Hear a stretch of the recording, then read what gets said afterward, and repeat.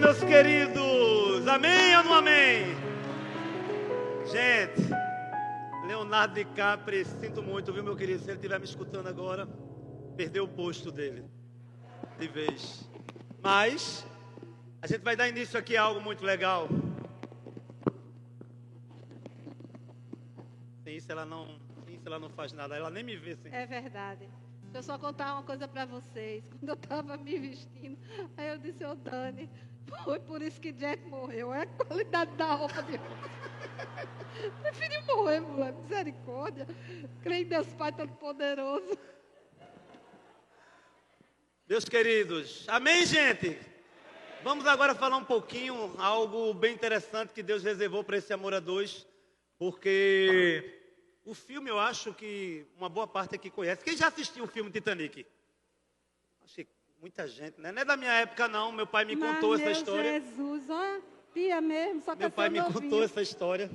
Mas o que eu quero falar com vocês é porque esse filme, gente, ele deixa pra gente muita coisa boa, tá? A gente veio de um período de pandemia. Gente, que pandemia foi essa? Meu Deus. Graças a Deus que a coisa está normalizando, a coisa está se reestruturando e a gente tem bastante esperança de estar com os melhores dias aqui na Igreja do Amor, a coisa aí se normalizando e devagarzinho a gente vai chegando lá, porque mais uma vez o diabo perdeu. Amém? É ou não é? Vamos aplaudir a Deus porque o diabo perdeu. Agora, com certeza, a gente está saindo dessa pandemia um pouco mais gordo. Com certeza, né? Algumas grávidas. Deixa eu só comentar aqui com vocês. Aí, você lembra, né? Você assistiu o filme, naquela época, os homens usavam suspensório, né? E a gente trouxe um suspensório aqui para criança. Botar, menino, quando eu estiquei o negócio aqui, o negócio soltou daqui, foi pum, lá em cima, quebrou meu suspensório. Coisa de Jack. Coisas da pandemia, né, filho? Mas eu acredito, gente, só porque a gente vem de um período onde não tinha o presencial, mas eu vou dizer uma coisa a vocês. Eu acho que quando a gente for contar aos netos da gente, eu imagino eu contando ao meu neto tudo que eu vivi em 2020. Meu neto, eu acho que antes de eu terminar de contar, ele vai dizer para lá, vai para lá, velho mentiroso, tá mentindo. Porque ele vai pensar que é um absurdo, mas a gente está vivendo coisas que a gente está fazendo crescer. Eu sei de uma história que o cara chegou, eu até contei já para alguns irmãos aqui na igreja, vou até levantar. O cara chegou lá em 2032. 2032. Aí estava o filho com a mãezinha andando, né, pela praça, e o filho, de repente, bateu a curiosidade e perguntou à mãe, ô mãe, por que pai é tão feio? Aí a mãe, vem cá, meu filho, vamos sentar nesse banco de praça, que foram tempos difíceis. Porque quando eu conheci seu pai, ele estava na fila da Caixa Econômica de máscara, e eu não tinha visto como era o rosto dele.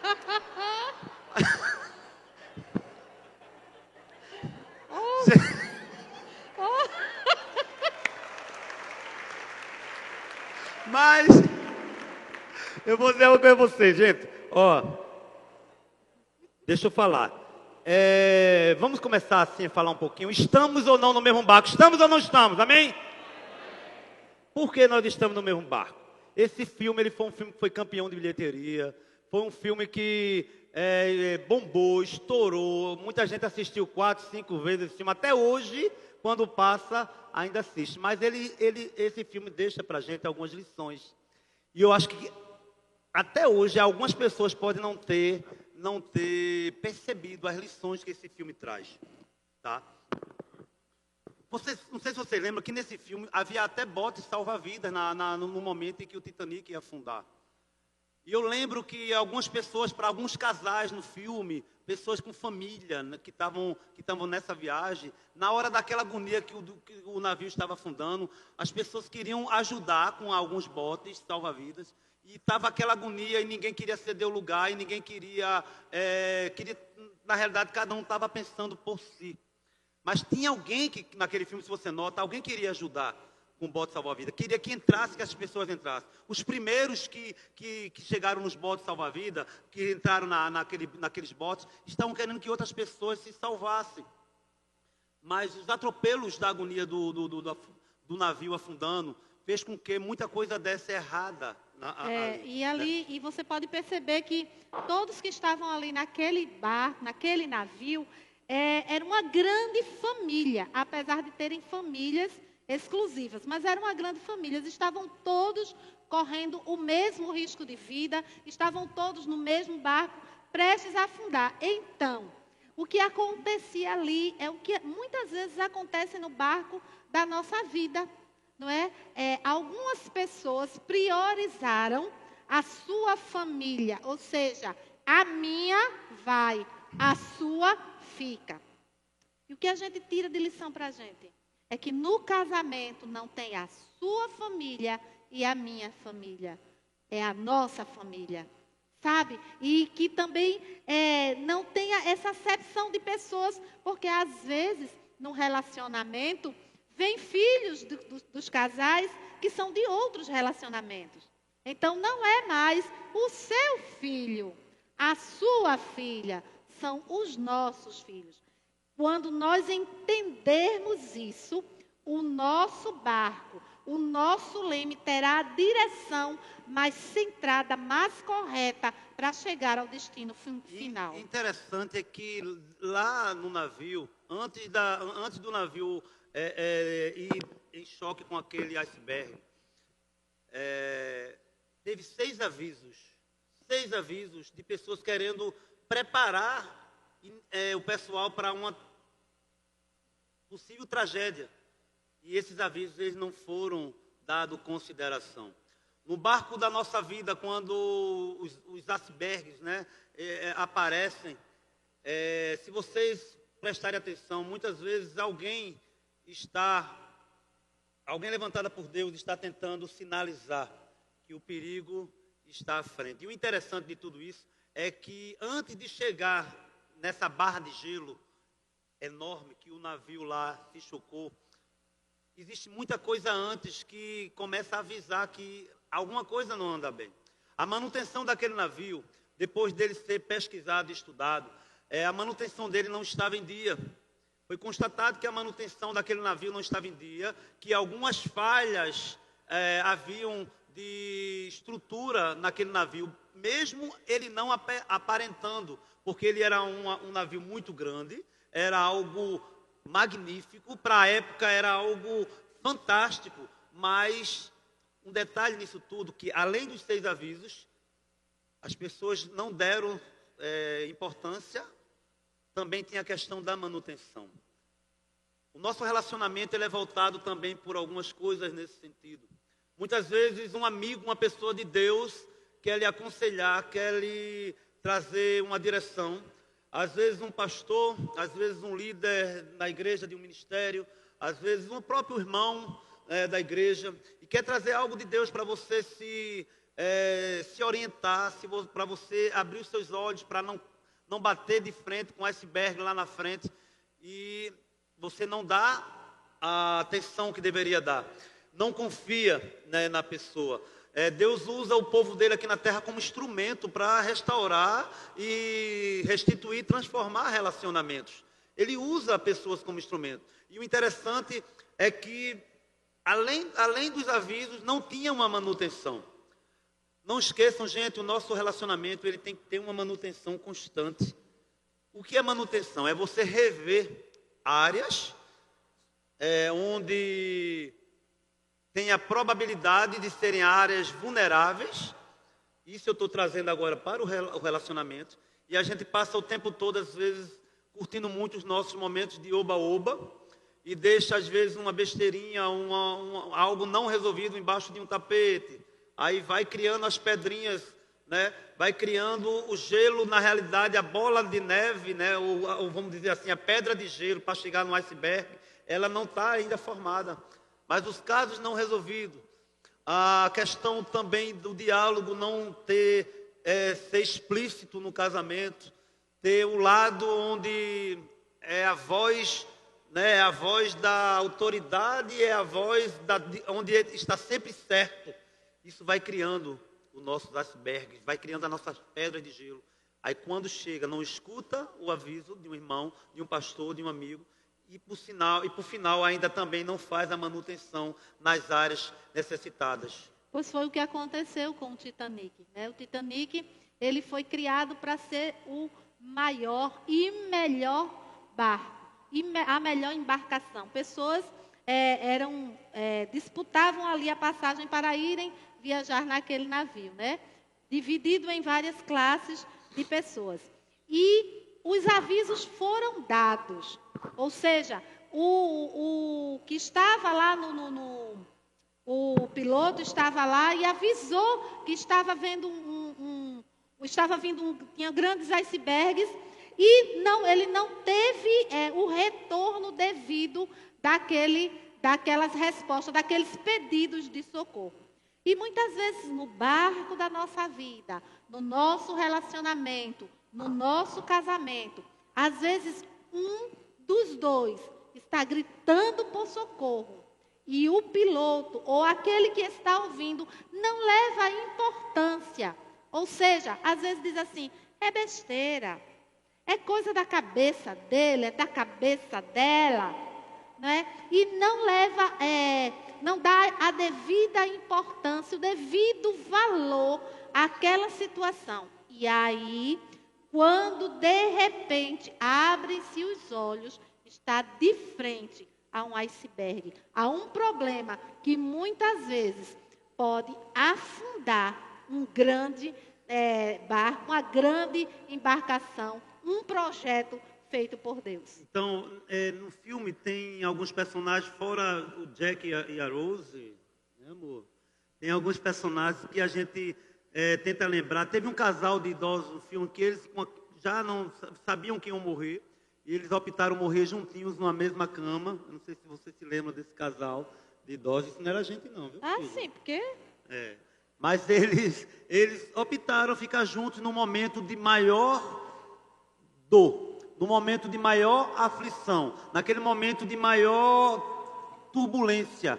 Eles estavam no leito dele, no navio, e eles olharam um para o outro, se agarraram e se juntaram e ficaram juntos. Então, assim, é um grande exemplo para a gente, porque eles podiam estar na correria, cada um querendo se salvar, né, a sua vida. E ali, realmente, eu acredito que aquele casal, um nasceu para o outro de uma forma onde eles mostraram isso com aquele gesto. E na intenção, e a gente está falando do filme, mas a gente está trazendo para o nosso convívio, o nosso contexto como casal, como vida. Então, isso significa que eles entenderam que a partir daquele momento, eles eram dois, mas numa só carne. Ou seja, a tua dor é a minha dor. O teu problema realmente é o meu foi problema. Até a morte. Né? Até que a morte o teu sonho é o meu sonho. E no casamento precisa ver isso. Se não há essa conjunção, se não há esse enlace de sonhos, de estar junto, muitas vezes vai deixar este barco com um leme duvidoso. Tinha um personagem chamado Philip, ele era responsável por enviar essas mensagens que eu falei para vocês. Ele teve realmente um papel importante, onde traz para a gente uma reflexão para os nossos dias. É aquilo que eu falei, teve uma pessoa que se preocupou com todos eles, de enviar a mensagem e anunciar uma possível tragédia lá na frente. Vocês podem ter no relacionamento de vocês muitas pessoas. Eu acredito que isso é algo muito bom, ter um ciclo de amizade grande, ter amigos, ter companheiros, ter pessoas que vocês podem realmente se sentir bem do lado delas. Mas a pergunta é, no momento realmente onde o barco está afundando, no momento realmente onde bateu no iceberg, será que esse amigo verdadeiro, ele realmente é o verdadeiro que vai estar à sua disposição para lhe avisar e para lhe ajudar? Desse personagem me faz passar para o personagem justamente do capitão Smith, porque ele era o capitão, ele sabia, ele tinha toda a informação da estrutura daquele navio, ele tinha o conhecimento das partes vulneráveis, das partes que estava faltando de manutenção daqui, a casa de máquinas do navio, se estava com manutenção, ele sabia de tudo. Só que esse homem, a história, eu não sei se é algo verídico mesmo, mas assim, o que a gente tem de informação é que esse homem desafiou o próprio Deus. Né? Esse homem chegou a dizer que nem Deus para afundar o Titanic. Então isso a gente faz entrar agora um pouquinho no filme, para que a gente esteja no nosso relacionamento e a gente nunca venha desafiar Deus de nada. Tá? Às vezes a gente quer tomar as nossas decisões, às vezes não pergunta nem ao cônjuge se aquilo está legal, se não está, e quer tomar as rédeas da situação, não consulta o verdadeiro dono da história, que é o Senhor Jesus, para que Ele venha dar orientação na nossa vida. Então, é um personagem interessante. A Bíblia diz em Eclesiastes 4, do 9 ao 12, melhor é serem dois do que um, porque tem melhor paga do seu trabalho. Porque se um cair, o outro levanta o seu companheiro. Mas ai do que estiver só, pois caindo não haverá outro que o levante. Também se dois dormirem juntos, eles se esquentarão, mas um só, como se esquentarão? E se alguém quiser prevalecer contra um, os dois lhe resistirão, e o cordão de 3 dobras não se quebra tão depressa. Amém? Então isso aí, gente, e esse cordão de 3 dobras, pastor, só eu e minha esposa? Não, é o Espírito Santo no meio, amém? É o que fortalece o relacionamento. Então, esse cordão, quando a gente está aliançado, quando a gente está fincado na palavra do Senhor, com Jesus do lado, pode vir o vendaval, meu irmão, no seu Titanic da vida, pode vir o balançar do barco, como a gente balançou ali na ponta daquele navio. Mulher, tu balança muito bem, bicho. Meu Como Deus. tu balança, vai balançar mais Se orienta. tarde. Sim, mas deixa eu voltar para o Titanic aqui. Sim, deixa eu falar. Fale. Pessoal, e aí a gente também percebe que houve uma contenda ali naquele navio, mesmo em meio à turbulência, mesmo em meio ao desastre que estava acontecendo, houve uma grande guerra por causa de um colar. E era um colar bonito, uma pedra valiosa. E o que é que isso nos dá de lição? E houve aquela guerra todinha, não é? E aconteceu, milhares de pessoas morreram.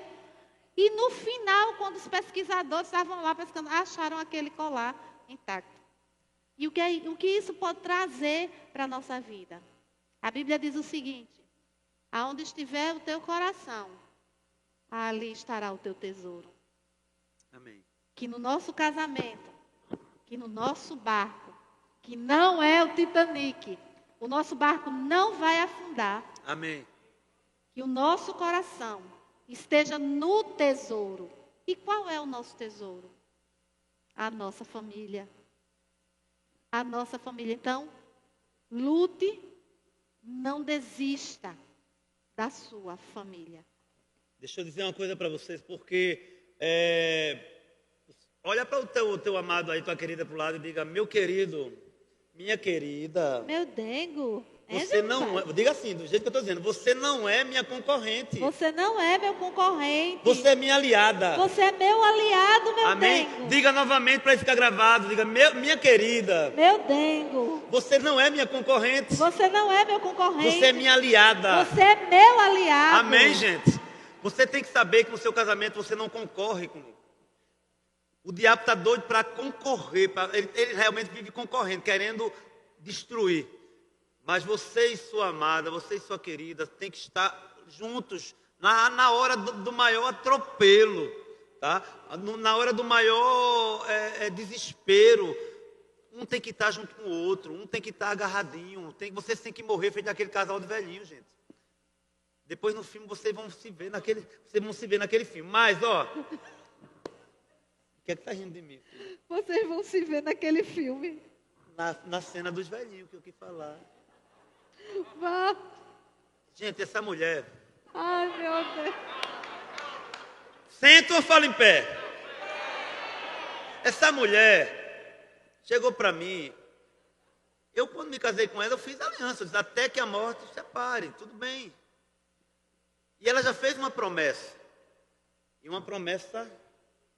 Não foi uma promessa, eu conversei com Deus. Conversou com Deus. Chegou, orou e disse, Senhor, como foi que tu orou para ele? Só sei que ela orou e disse assim, que não queria. Ela não tinha estrutura física para morrer primeiro do que eu. Não foi assim não, Ariel. Não foi não. Deixa eu me levantar. Não, veja bem, eu já passei algumas situações na minha vida e eu sou assim mesmo, estava conversando dentro da minha casa. Estás tão linda de hoje, tão charme. Ai, misericórdia, Jesus. E aí, eu conversando com o Senhor, com Deus, eu disse, olha Deus, deixa eu lhe dizer logo uma coisa. Eu não tenho estrutura para ser viúva não, viu?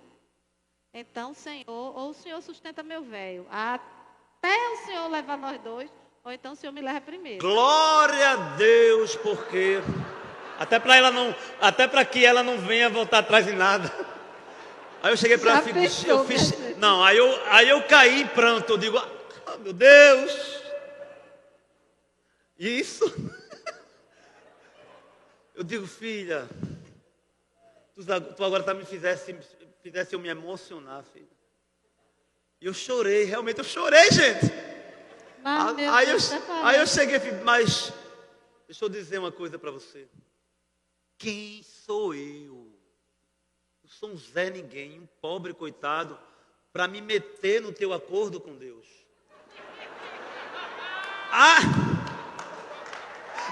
Ai de mim, para ser pedra de tropeço no teu acordo com o Senhor. Já que você acordou com Ele, concordou de ir primeiro do que eu, seja feita a vontade do Senhor. Vamos terminar aqui, gente, pra gente. Sei não, viu, vamos concluir aqui, ó. Mas você está no mesmo barco quando os filhos entram em cena? Eita. Vamos falar sério. Você está naquele mesmo barco dos seus filhos, acompanhando eles nas tarefas de casa, ou só é uma carga pesada para uma pessoa? Isso. Você está no mesmo barco da família, na sua família com seus filhos, para ajeitar seus filhos para ir para o colégio, se preocupar com as notas dele, olhar o boletim mensal ou semestral, não sei, trimestral. Eu não sei nem se existe boletim ainda, era da minha época, mas meu pai me contava. Mas e tu não estudou não, foi? Estudei. Mas eu quero saber o seguinte. E aí? Vocês estão nesse mesmo barco com os filhos? Como é que está Você sabe as amizades que seu filho hoje, quando sai de casa, a hora tarde que ele volta, com quem ele estava? Você sabe os gostos, você sabe os sonhos e os projetos dos seus filhos? O que é que eles estão pensando em ser lá na frente? Você senta na mesa com seus filhos quando você pode, porque eu sei que às vezes a vida é corrida, mas você está no mesmo barco no final de semana, quando você senta na mesa com seus filhos, com sua esposa?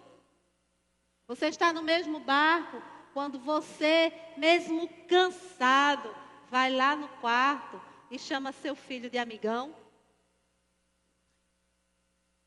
Nós precisamos entender. Filhos são herança. Nós somos mordomos dos nossos filhos. Nós vamos prestar contas ao Senhor. Não da decisão que eles tomarem, mas do que foi ensinado a eles. E quando você tem aquele bebezinho, ele pode não ser um jovem, um adolescente que esteja na escola, e aí o chorinho de madrugada é só uma pessoa que levanta para ver as coisas? Vocês estão no mesmo barco? Será que um lado só fazendo tudo enquanto a criança está lá querendo a mamadeira, é só um lado que vai fazer, a fralda sujou, faltou isso, é só um lado que se preocupa? Esse lado pode um dia cansar e sair do barco. E às vezes a gente quer saber por quê. O porquê estava visível, mas você não estava prestando atenção. Será que você está no mesmo barco quando a área da saúde é atacada? É muito bom ter saúde os dois, mútua saúde. Mas quando um adoece, você se preocupa com a saúde do seu cônjuge? Você liga para se aquela dor de cabeça que ela sentiu ou ele de manhã cedo não aumentou ou gerou algo, ou você só vai saber de noite quando chega do trabalho como é que ele está. De repente passou o dia todo em casa, a esposa com aquela dor de cabeça aumentando, mas uma ligação ou um zap pode ser o analgésico que ela está precisando. Ou você costuma terceirizar o cuidado com o seu cônjuge. Ou seja, você costuma deixar os cuidados do seu cônjuge à mercê de outras pessoas. Ou seja, sua esposa, a mãe cuida. Seu marido, a mãe cuida. Você está no mesmo barco ou você terceiriza os cuidados do seu cônjuge? Eu fiquei sabendo de uma história que as pessoas me contaram sobre um casal que estava se afogando. Aí esse casal estava se afogando, vinha uma pessoa para dar ajuda. Não, vou chegar onde eu quero. Eu aqui me viro. Aí vinha o segundo salva-vida. Eu aqui me viro. E não quis a ajuda de ninguém. O terceiro, a mesma coisa. Depois veio a notícia que o casal morreu afogado. Às vezes os nossos filhos pedem socorro, como que a gente precisando do nosso bote salva-vida para eles. A gente passa por uma questão de cegueira do lar. O lar é tão pequeno, 4 paredes, um espaço vamos botar 10 de frente por 20 de comprimento, e ali dá para ver tudo, gente. Vocês podem ser o BBB da vida relacional de vocês, principalmente na área com filhos. Vocês podem olhar o quarto, vocês podem ver como é que eles estão vendo o computador, o WhatsApp, acompanhar tudo. E o interessante nisso tudo é que o bebê mesmo que eu falei da mamadeira, ele já vai crescer sentindo essas indiferenças. Ele vai passar para a próxima geração a maneira como ele está sendo educado, a falta de cuidado, a falta de carinho, a falta de aproximação dos próprios pais. Eles vão fazer isso lá na frente, vão ser seus netos, onde você vai corujar, vai querer vovô coruja para lá e para cá, mas vai ter um espelho seu lá na frente. A responsabilidade é grande, né? É muito grande, sabe? E como provar ao cônjuge a certeza de que está no mesmo barco? Só tem uma maneira da gente provar. Às vezes a gente quer pesquisar, às vezes a gente quer estudar muita coisa para ter saída, ou procurar livros, algumas coisas. Mas deixa eu dizer uma coisa para vocês. Em pequenas atitudes, em pequenos gestos, é a solução às vezes de tudo. E sem contar, gente, que a chave para que esse barco chamado casamento, esse barco chamado relacionamento não afunde, é a oração. A sinceridade. É você orar, é você realmente entregar nas mãos do Senhor o seu cônjuge, os seus filhos, a sua casa. E depois você ter sinceridade com Ele. É dizer, falar a verdade. É se o sonho que é dele, você não compartilha, não comunga daquele mesmo sonho. Você ter a sinceridade de chegar, olhe filha, olhe filho, eu sei que esse sonho é grande, é para você. Eu estou com você, mas por mim, esse sonho não se realiza tão fácil. Mas ter sinceridade, porque na sinceridade você vai ver maneiras, estratégias de buscar, de trazer aquele que não acredita no seu sonho, passar a acreditar com você. Sabe, chegou a hora realmente do café na cama. Tanto para um como para outro. Chegou a hora de dar o remédio. Fala, Jeová. Café na cama. Chegou a hora, filha. Chegou. Hoje eu vou dar teu café na cama. Amanhã de manhã. Mas chegou realmente a hora do curativo, gente. Chegou a hora da gente quebrar paradigmas, quebrar as barreiras. Se a gente quer realmente estar no mesmo barco, chegou a hora da gente se lembrar das trocas de votos que nós demos no altar. Chegou a hora de você realmente dizer se é na alegria mesmo, se é na tristeza, com firmeza, mas em atitudes. Sabe, Jesus, em seus momentos mais difíceis, ele ensinava no silêncio. Mas ele ensinava fazendo alguma coisa. Jesus foi acusado de tantas coisas, ele preferiu agir no silêncio para mostrar o ensino, mostrar o aprendizado aos seus discípulos e à humanidade. Então, muitas vezes não é numa discussão onde um fala e o outro tem que responder duas vezes mais alto, não vai chegar a lugar nenhum. Muitas vezes o homem, por ter já o instinto machista, ele querer tomar as rédeas da situação e não dialogar com a sua esposa para chegarem a um denominador comum. E muitas vezes, quando não há esse diálogo, um dos dois sempre quebra a cara. É necessário, gente, coloquem isso como pauta de vida de vocês. Orar e dialogar, e ter sinceridade, sabe? É isso que faz com que o casamento ande. E muitas vezes as pessoas dizem aquele ditado: casamento não é um mar de rosas. Não, mas também não é um mar de espinhos. Entende? Tem seus altos e baixos? Tem. Mas se a gente colocar em prioridade essa direção de oração, diálogo e sinceridade, as coisas começam a serem direcionadas para o destino certo. E agora, como é que está realmente? Você vai se perguntar e vocês vão responder depois um para o outro. Como é que está realmente a vida relacional de vocês, levando para o lado dos desafios, né? Das pedras de gelo, dos icebergs do relacionamento. São vocês que vão ter que responder isso. Se realmente estão vocês três no barco. Por que três? Porque nesse barco tem que estar você, esposa, você, marido, e o Espírito Santo habitando no meio de cada um de vocês. Esse barco não pode ser apenas para o lado machista, não pode ser para o lado feminista. Esse lado tem que ser para a direção e para a glória do Senhor Jesus, direcionando a vida de vocês para o nome dele primeiro ser exaltado e vocês deixarem aqui um legado de casamento para a próxima geração, para filhos, para a família, para que algo fique marcado, mas de algo bom, porque se marca tudo, o lado ruim também é marcado. Mas verdade. A gente está aqui hoje para dizer a vocês que 1 Coríntios 10:12 diz assim: assim, aquele que julga está firme, cuide-se para que não caia. Nunca no relacionamento você olhe para o seu cônjuge na hora do sufoco, na hora da prova. Nunca olhe com desprezo, com amargura, nem com arrependimento. Você, na realidade, não tem que olhar para ele, você tem que erguer a mão para ele. Se você está mais forte, mais firme do que ele, é a sua vez de levantá-lo. Sabe por quê? Porque amanhã pode ser você que esteja mais fraco e você vai precisar da ajuda de alguém. Amém, meus queridos? Eu queria que nessa palavra você ficasse de pé, tá? Porque eu não sei como vocês entraram aqui.